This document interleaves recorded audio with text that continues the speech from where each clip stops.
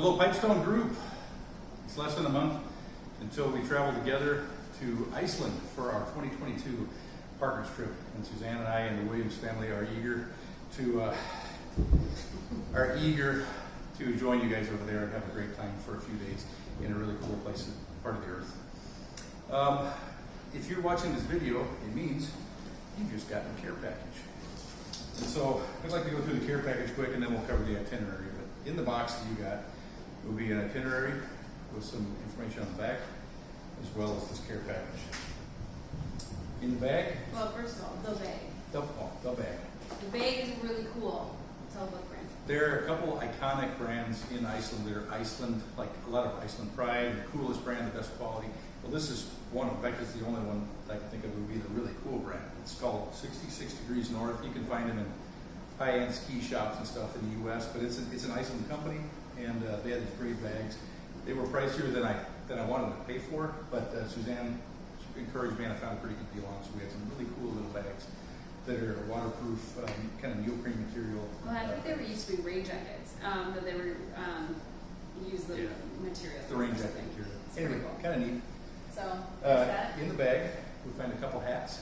They say Pipestone on them, which isn't unusual for all the Pipestone people. You've got plenty of these hats. However, in the back, you'll see over the adjuster is words that basically say "Ad hjälpa böndum," and you might guess what that means. It's always under our current logo right now, Pipestone helping farmers, and actually literally translates to help farmers. But I thought that's kind of a cool trip hat.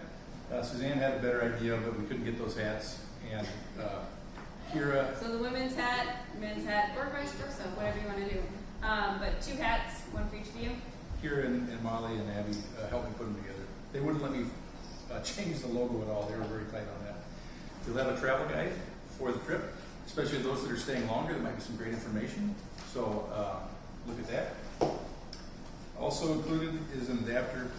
It's not U.S. type plugins. When you get there, you'll find that they're European style. Guys and gals that travel a lot will know that. Here's European style. Here's the U.S. style plug-in on the front. And also you've got some USB plugins there as well. You'll find that handy. In our hotel, I think they have adapters available, but that was really kind of hit and miss. You better just come with your own adapter. So if you don't have one, you got a nice adapter in there. And that is the care package. So use that bag if you want when you come over there. It'll be kind of our cool little trip bag. And then if you want to wear the hats, we can always identify each other pretty quickly in the crowd. You'll find this itinerary also in your box. And Suzanne and I should go through that right now. I'll start with Thursday. Well, first, the itinerary itself lists the event items. You've also got a QR code in the corner, which you scan that with your phone, it'll go to the trip website, which will have this information as well, and is in addition to all the videos that have been posted. In the back, you'll see a list of all the attendees, their email addresses, and their cell phone numbers. And on the left side, you have the family name, as well as the phonetically written out runic translation of your last name. So Jeff Blythe, it says, I can't pronounce it, a bunch of different goofy looking letters, but they all have a phonetic sound and it's phonetically spelling out your last name. So on the itinerary. Thursday, June 16th, we'll be arriving. Everybody will depart on the 15th and have an overnight flight. We'll arrive at Keflavik, K-E-F, Keflavik International Airport in the morning. Most of us around 6:30. We'll get on a bus together, except for Adam, who's going to fly in a little bit later. So we'll all meet at the airport and gather in one spot. There's like a big spot right when you come out, and we'll all just meet there. Yeah, there's a cafe. It's a typical airport, and it's not a big airport, so we should be able to find each other fairly easily. And we'll have a bus. We'll get on a bus. We're going to take the bus about 12 miles away to the Blue Lagoon geothermal spa. It's a famous, iconic Icelandic. It is the thing that everyone thinks of when they go to Iceland. So that's why we picked that one for our group to go to. And it's close, and we can get off the plane and just strip down to a bathing suit and relax and have a drink for a while, which would be kind of fun. Well, and from my experience, when you get off the plane, you will feel exhausted. You will feel like you just want to find just a bed, and you'll want to go to sleep. But this really gives you your second wind. After you go there and you get cleaned up and you bring your toothbrush and you brush your teeth, and women, if you want to bring some makeup for the rest of the day, literally you will leave this spa feeling like, okay, I can handle this. I'm ready for the day. So that's one of the reasons why we're doing this really early in the morning because it'll just give us our second win and we can have a fun day then because of it. So So we'll be there 2 to 3 hours, relax, drink, catch up, visit, eat some breakfast if you need to get something light. But we're going to have a lunch that we'll leave for just a little before noon. We're going to drive to another town. It's about 10 miles away, not far. And I would call it a volcanically and seismically active part of the country. I don't know if we'll feel any tremors, but it's where all the volcanoes are active recently anyway. We'll have lunch there. It's a great 3-course meal. We'll get on the bus in the afternoon after lunch and get back to our hotel. We're staying in 2 hotels, Hotel Borg and Hotel Apotek. They're both nice hotels. We'll have a great time, nice rooms.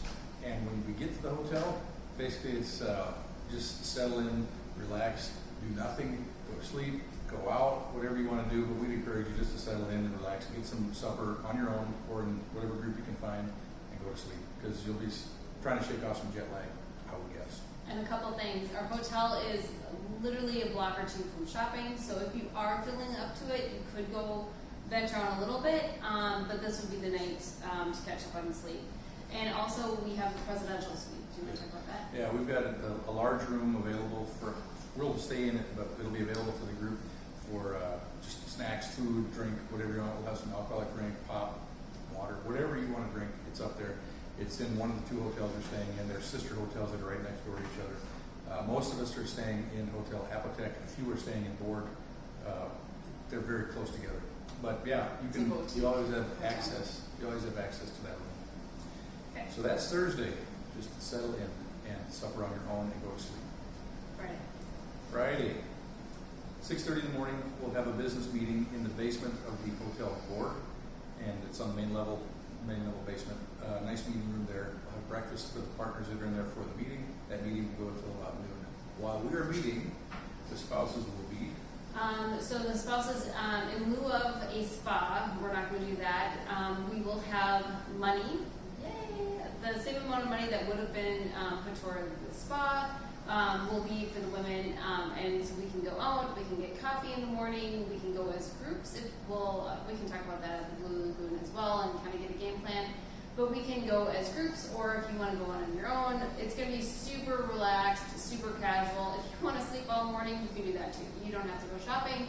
It's just going to be a day of rest until noon when we meet up with our spouses at noon. Yeah. When she says the women or the ladies, she means the ladies and Dominic. So Dominic, sorry about that. Sorry, Dominic. You could also go and get the coffee in the sunshine in the morning with the Reykjavik sun. And protect us because Yeah. we it's need high our crime trucker area. men. It's good. Okay, so we're meeting up around noon, and we won't likely eat together because we're doing different things, and there'll be different food options depending on the activity. Somewhere around noon, these 4 different activity groups are going to coalesce and then go do what they're going to do. And I'd say noon is a pretty good time to think about being back at the hotel. One activity is to go to The helicopters. The helicopter. You talk about that. So that'll be, I think the biggest group is doing helicopter rides. So that group will leave, and it'll be a little different than what we have done in the past with Banff and things like that. It's not where we fly in and get off the helicopter. Yeah. Oh. 17 people are going to fly on a helicopter ride. It leaves only a couple miles away from the hotel, very close to the helipad, the heliport. It'll fly for about 45 minutes, 50 minutes across cool landscapes. It'll land, you get off, you'll see some things for a while, you get back on, and fly back. And the whole thing will probably take an hour and a half to 2 hours. It's not a very long experience. It should be pretty cool. See, I don't know. But she's probably going to be the person going in the helicopter ride. It's the rest of us doing those things. But it's very close and probably. Okay, but I can do this one, the Spa Lagoon. Okay, so this is another option. There will be another group going to the Spa Lagoon. The difference, or the Sky Lagoon. The difference between this one and the Blue Lagoon is the Sky Lagoon is a little bit more swanky, a little bit more like a spa. It's a newer lagoon, so that'll be another thing that some people will do. Again, there'll be lots of alcohol there to have if you'd like. There is some food there as well at the little restaurant area. And the first Blue Lagoon is like facials is what they do, like a mud mask. At the Sky Lagoon, it's like a cold warm bath experience. It's kind of got this whole spa. Yeah, it's You can Google it. It's a It's temperature pretty cool. shock experience. But it's super fun. Ask Todd Williams about it. So the other option would be going snorkeling in the Silfra, geothermal or a tectonic plate split, basically the fissure between the North American and the Eurasian tectonic plates. We'll be snorkeling in that. And that'll be, Todd Williams will be taking that group. And that is going to be about 5 people that are going to go snorkeling. It's a great experience. It's a lot of fun. It's about 40 minutes away. It's the only activity that's not right next to the downtown area. And you did that with Molly. And is it cold? It's cold, but you're wearing a dry suit, so you're not cold. Your body will feel very comfortable. Okay. And then the last activity is the whale chasing. It'll be in a fast inflatable, like a rigid rubber boat, inflatable rubber boat type of an apparatus with a couple outboard engines on it. And you'll go out in the harbor in Reykjavik, and there's a few species of whale. When they crest, you can get up close to them.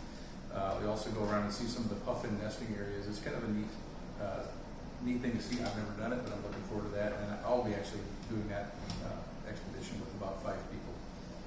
Those are the activities. That'll take Friday afternoon. Just fun with the different groups of people doing different things. And as we all finish, the snorkeling will have a little bit of a drive back, but everybody else will just take a quick cab ride back to the hotel, or in the case of the Skylink, or case of the whale watching, you can just walk back. The rest will be a really short cab ride or car ride. We'll just get together. A lot of daylight left. The downtown area will be happening with a lot of different things. It's their National Independence Day, and so there'll be probably parades, music. There'll be a lot of interesting things happening the entire day. So when we finish, just come back and see neat things. We will be gathering for supper, though, a little before 8 o'clock at the hotel, and we'll walk just a few blocks to our supper at the Fish Company. That's where we're going to eat on Friday night. And then drinks afterwards. There's a beautiful restaurant in our hotel in the base floor.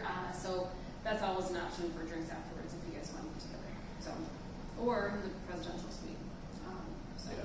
So that's Friday. The next day, Saturday, we'll meet and board the bus at 7 o'clock in the morning, right next to our hotel. Get on the bus, we'll have a boxed breakfast, we'll have coffee options, juice, other things as we get on the bus. Get on the bus and just start driving. It's about 40 minutes to get to a place called Thingvellir National Park. It's a UNESCO World Heritage Site. It's a cool natural thing to see. It's a cool heritage thing to see for their country's culture and some of the history there. We'll spend some time there walking around. We'll get back on the bus, and then we'll proceed to Gullfoss, which is it's another 45 minutes or so further north. It's a beautiful place. It's an incredible waterfall. We'll spend some time there. We'll leave there. We'll have lunch at a place called Friedenheimer Tomato Farm and Restaurant. And this place is a volcanically heated or geothermally heated greenhouse that it's also got this really cool restaurant in the middle of the greenhouse. So we'll eat there, very tomato-oriented menu option. And we'll leave there in the afternoon and get down to the last stop, which is Lautervatten Fontana Geothermal Spa and Resort area. And that's right on the edge of a lake. It's a cool geothermal spa. There's probably a restaurant there. You can have drinks there. There's a bakery right on site that bakes the bread in the ground. It's kind of a cool little tour. If we're there in time, we can participate in that tour. And we'll then leave there and get back for a 7 o'clock supper at not Fish Company, but Fish Market this time. It's another fish sounding restaurant. Here, can I take a second to talk about dress code? Yeah. Dress code for this. So all of the daytime activities are very casual. You can wear jeans, you can wear just very casual athletic pants, whatever you want to wear, to just be comfortable. So I would say layers. You and Molly went about the same time, and what was it, warm enough for shorts? Yeah, a lot of times you could wear shorts. So if you've got the zip-off pant legs like some dads have in the group, or you can just wear shorts or light pants, layers. Be prepared to take off layers when it's hot enough and put them on when it's cooler and windier. But you don't have to dress like for winter. It's just be prepared for a little bit of wind and misty, cool weather. So very casual during the day. At night, for the Fish Company and the Fish Market, I would say business casual.